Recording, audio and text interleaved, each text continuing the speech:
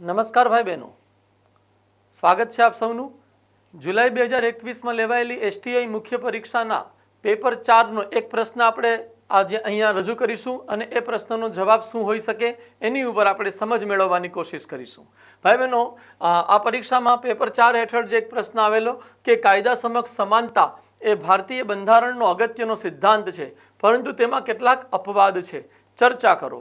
આપણે અહીંયા આ મુદ્દા ઉપર ચર્ચા કરવાની છે અને ચર્ચા હેઠળ આપણે જોવાનું છે કે ભારતીય બંધારણનો અગત્યનો સિદ્ધાંત જે રજૂ કરવામાં આવ્યો છે એ સિદ્ધાંત દર્શાવે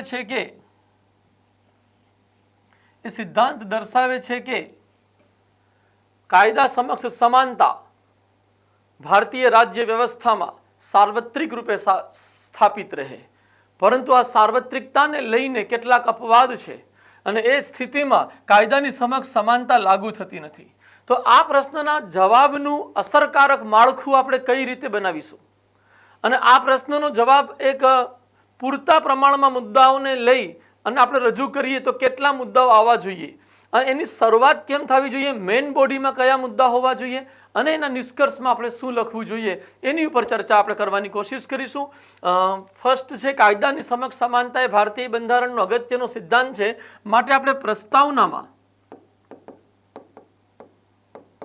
જ્યારે આપણે પ્રશ્નની શરૂઆત કરીશું ત્યારે પ્રસ્તાવનામાં બંધારણના ભાગ 3 હેઠળ અનુચ્છેદ 14માં આપેલા આ સિદ્ધાંતનો ઉલ્લેખ કરીશું અને બતાવીશું કે કાયદાની સમક્ષ સમાનતાનો સામાન્ય અર્થ શું છે અને એ સામાન્ય અર્થને સ્પષ્ટ કરવા માટે દેટ મીન્સ કે આપણે અનુચ્છેદ 14 હેઠળ જોગવાઈ અને તેનો સામાન્ય અર્થ લખવાનો આવશે અને તેનો સામાન્ય અર્થ આપણે પ્રસ્તાવનામાં લખીશું અને આ સામાન્ય અર્થની હેઠળ આપણે એક વાત સુસ્થાપિત કરીશું કે કાયદાની સમક્ષ સમાનતાનો અર્થ છે કે દેશના તમામ નાગરિકો કાયદા સમક્ષ એક સરખા એક સમાન છે તથા તમામ નાગરિકો સામાન્ય અદાલતી વ્યવસ્થા હેઠળ આવે છે.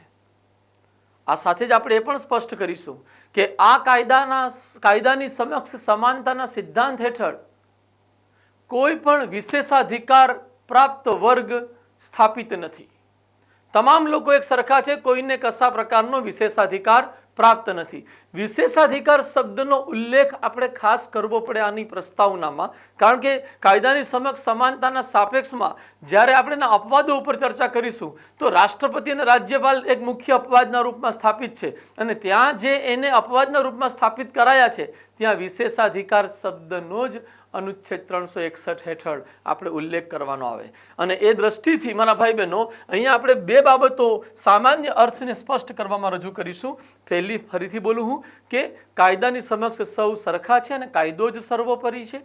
બીજી બાબત લખીશું કે આ સિદ્ધાંત દર્શાવે છે કે ભારતમાં કોઈ પણ વિશેષાધિકાર પ્રાપ્ત વર્ગ નથી. પછી આપણે બીજો પોઈન્ટ લેશું.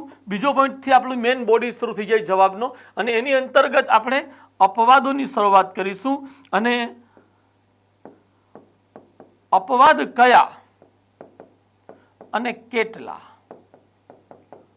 એની સ્પષ્ટતા આપણે બીજા પેરેગ્રાફમાં આપીશું અને આ સ્પષ્ટતા આપવાની સાથે જ આપણે એવું પણ લખીશું કે આ અપવાદોને નીચે પ્રમાણે રજૂ કરી શકાય અને કુલ મળીને આપણે 4 અપવાદો રજૂ કરવા છે અને આ 4 અપવાદને આપણે પોઈન્ટ હેડિંગ સાથે આપણા જવાબનો હિસ્સો બનાવીશું. અને એ દ્રષ્ટિથી પહેલો અપવાદ અનુચ્છેદ 361 હેઠળ રાષ્ટ્રપતિ અને રાજ્યપાલને રજૂ કરીશું.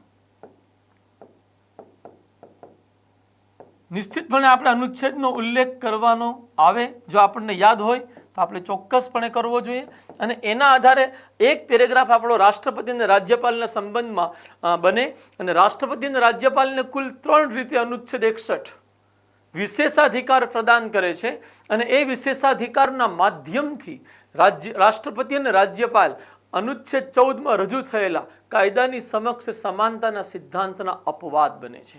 કઈ 3 બાબતોથી આ લોકો બંને પદાધિકારી અપવાદ બને છે? તો કે પહેલી બાબત એ છે કે રાષ્ટ્રપતિ અને રાજ્યપાલ પોતાના કાર્યકાળ દરમિયાન જે કારોબારી સત્તાનો ઉપયોગ કરે છે એ કારોબારી સત્તાના ઉપયોગ માટે તેમને કોઈ અદાલતમાં જવાબદાર ઠેરવી શકાશે નહીં.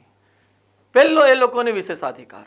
બીજો વિશેષાધિકાર કે અનુચ્છેદ 361 હેઠળ રાષ્ટ્રપતિ કે પાલની વિરુદ્ધ તેમના કાર્યકાળ દરમિયાન કોઈ ફોજદારી કાર્યવાહી કોઈ અદાલતમાં શરૂ કરી શકાશે નહીં અને તેને કારાવાસમાં રાખી શકાશે નહીં. ત્રીજો એમને મળેલો વિશેષાધિકાર કે દીવાની બાબતોમાં 2 મહિનાની મુદ્દત આપ્યા સિવાય અને કેટલીક શરતોનું પાલન કર્યા સિવાય દીવાની બાબતોમાં રાષ્ટ્રપતિ અને રાજ્યપાલને અદાલતમાં કોઈ પણ રીતે કેસમાં સામેલ કરી શકાશે નહીં. શરતો હેઠળ સામેલ કરી શકાય. શરતમાં એક અગત્યની શરત 2 મહિના પહેલા નોટિસ આપવી પડે. અનુચ્છેદ 361ની આ 3 બાબતો આપણે એ પેરેગ્રાફની અંતર્ગત રાખવી જોઈએ. અને જો તમારી પાસે સ્પેસ ઉપલબ્ધ હોય તો આ 3 બાબતોને રોમન લેટર 1, રોમન લેટર 2 અને રોમન લેટર 3 કરીને રજૂ કરવી જોઈએ, જેથી કરીને તમારો જવાબ એકદમ સ્પષ્ટ અને સરળ રીતે સામે આવી શકે. એ પછી આપણે આ બંને અપવાદ લીધા પછી બીજો અપવાદ આપણે લઈ શકીએ, જે અપવાદ આપણા અનુચ્છેદ 359 થી જોડાયેલો છે. અનુચ્છેદ 359માં રાષ્ટ્રીય કટોકટી દરમિયાન અનુચ્છેદ 14 ને મોકૂફ રાખી શકાય એવી જોગવાઈ કરવામાં આવેલી છે. અને જ્યારે એને રાષ્ટ્રીય કટોકટી દરમિયાન આ અનુચ્છેદ 14 મોકૂફ હોય ત્યારે રાજ્ય દ્વારા થયેલી કાર્યવાહીમાં જો કાયદાની સમક્ષ સમાનતાના સિદ્ધાંતનું ઉલ્લંઘન થયું હોય તો એ ઉલ્લંઘન માટે રાજ્યને અદાલતમાં પડકારી શકાશે નહીં. બીજા પેરેગ્રાફમાં આર્ટિકલ 359ના આધારે આ વાત કરવી જોઈએ. અને ત્રીજા પેરેગ્રાફની અંતર્ગત આપણે અપવાદ કયા અને કેટલા એ સમજી રહ્યા છીએ અને આપણી રજૂઆતનું આ મેઇન બોડી આ જ છે જેનાથી તમારા માર્ક્સ વધી શકે છે. ત્રીજો અપવાદ આપણા અનુચ્છેદ 105 અને અનુચ્છેદ 194 થી જોડાયેલો છે.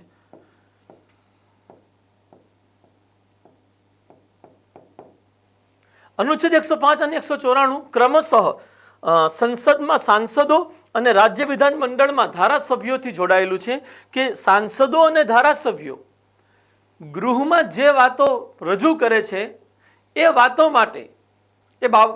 માટે તેમને અદાલતમાં પડકારી શકાશે નહીં. તો એક દ્રષ્ટિથી જોવા જઈએ કે ગૃહમાં સાંસદો અને ધારાસભ્યો દ્વારા રજૂ થયેલા વિચારો અને વાતો માટે આપણે તેમને અદાલતમાં પડકારી શકતા નથી. અને એ દ્રષ્ટિથી અનુચ્છેદ 105 અને અનુચ્છેદ 194 અપવાદ બનીને સામે આવે છે. કેના? કાયદાની સમક્ષ સમાનતાના. અને ડી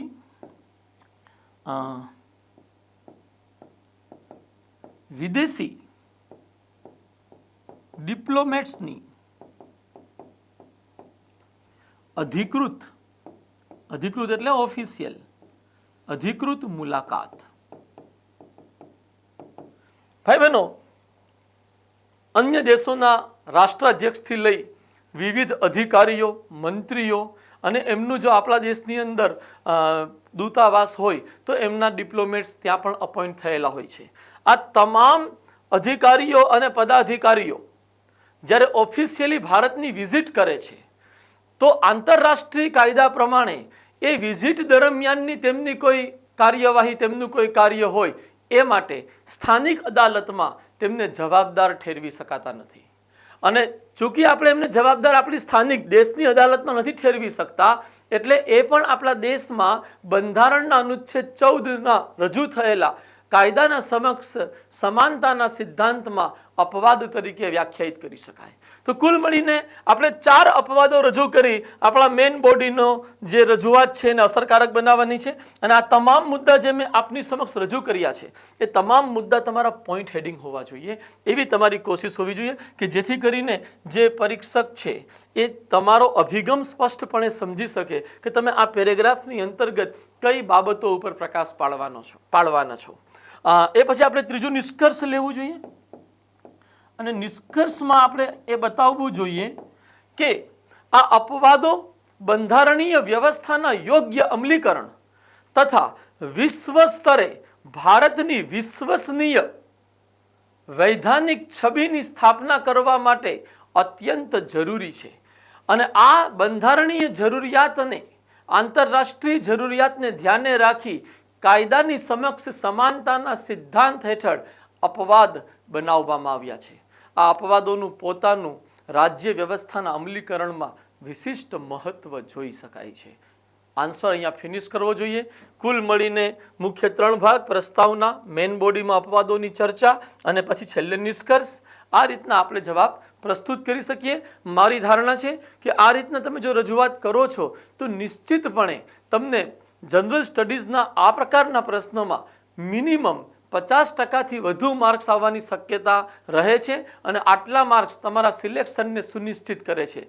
આ સિવાય તમારા અક્ષર, તમારી ભાષા, તમારા જે પ્રેઝન્ટેશનની પદ્ધતિ છે, રજૂઆતની પદ્ધતિ છે, વાક્ય રચના છે, પેરેગ્રાફ બિલ્ડિંગ છે, એનાથી આ માર્ક 60, 70, 80% સુધી પણ પહોંચી શકે.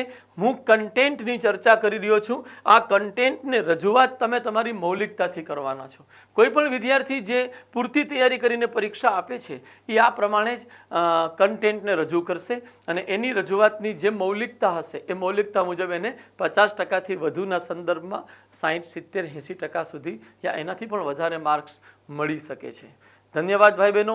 જય હિન્દ. મને વિશ્વાસ છે આપને આ પ્રશ્નને લઈને જે મેં વિચારો રજૂ કર્યા છે એ વિચારોથી તમને સ્પષ્ટતા પ્રાપ્ત થઈ હશે કે આવા પ્રશ્નનો જવાબ આવી રીતે લખાય. તેમ છતાં કોઈ મૂંઝવણ કે પ્રશ્ન હોય અથવા કોઈ સજેશન હોય કે આ પ્રશ્નમાં સાહેબ આવું પણ આવવું જોઈએ તો નિશ્ચિતપણે કોમેન્ટ સેક્શનમાં રજૂ કરશો.